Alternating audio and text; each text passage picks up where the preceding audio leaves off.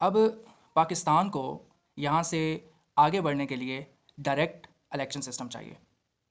अब हमने going forward जो सबसे बड़ी तब्दीली हमने करनी है पाकिस्तान की सियासत में और इसके कवानीन में, वो ये है कि हमने अपने MNAs और MPAs से अपने पब्लिक ऑफिस होल्डर्स को इलेक्ट करने की पावर को ले लेना है।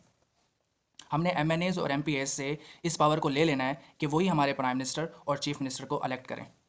हमने उनसे ये पावर भी ले लेनी है कि वही हमारे सेनेटर्स को इलेक्ट करें, और ये पावर भी ले लेनी है कि वही हमारे प्रेसिडेंट को भी इलेक्ट करें।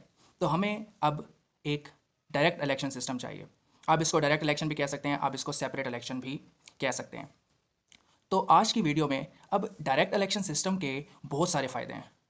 तो आज मैं आपको उसमें से एक फ़ायदा बताता हूँ।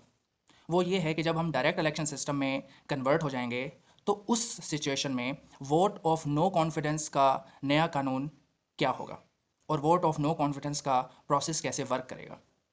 पहले हम ये देख लेते हैं कि वोट ऑफ नो कॉन्फिडेंस का ऑप्शन होता ही क्यों है।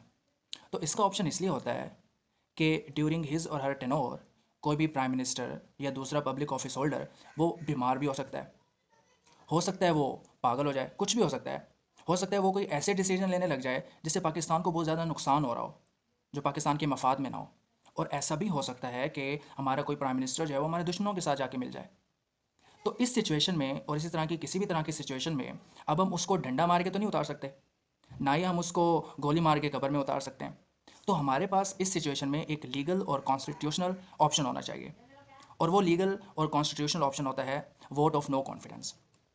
ठीक है, अब हम देखते हैं कि वोट ऑफ नो कॉन्फिडेंस का नया प्रोसीजर क्या होगा जब हम डायरेक्ट इलेक्शन करवा रहे होंगे और हम अपने MNAs और MPAs से प्राइम मिनिस्टर और चीफ मिनिस्टर को इलेक्ट करने की पावर ले लेंगे। तो नया वोट ऑफ नो कॉन्फिडेंस का प्रोसेस क्या होगा। तो डायरेक्ट इलेक्शन सिस्टम में जब किसी भी प्राइम मिनिस्टर या चीफ मिनिस्टर के ख़िलाफ़ वोट ऑफ नो कॉन्फिडेंस कामयाब हो जाएगा और वो प्राइम मिनिस्टर या चीफ मिनिस्टर नहीं रहेगा, तो एक चीज़ कन्फर्म है कि उसी पार्लियामेंट से कोई दूसरा बनने वाला प्राइम मिनिस्टर या चीफ मिनिस्टर या उसी पार्लियामेंट से बनने वाली दूसरी हुकूमत वो भी कामयाब नहीं हो सकती। वो भी इतनी स्ट्रॉन्ग हुकूमत नहीं हो सकती कि वो पाकिस्तान को पॉलिटिकल स्टेबिलिटी दे, और पॉलिटिकल स्टेबिलिटी के बगैर जो है वो इकोनॉमिक स्टेबिलिटी आ ही नहीं सकती। तो डायरेक्ट इलेक्शन सिस्टम में जब वोट ऑफ नो कॉन्फिडेंस कामयाब हो जाएगा तो प्राइम मिनिस्टर के पास एक ऑप्शन होना चाहिए, यहाँ पर चीफ मिनिस्टर और प्राइम मिनिस्टर के पास यहाँ पर एक ऑप्शन होना चाहिए।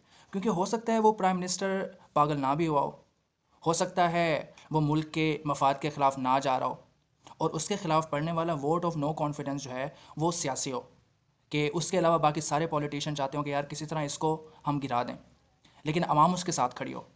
तो यहाँ पर उसके पास एक ऑप्शन होगा, वोट ऑफ नो कॉन्फिडेंस जब उसके ख़िलाफ़ पड़ जाएगा, कि वो रेफरेंडम भी करवा सकता है।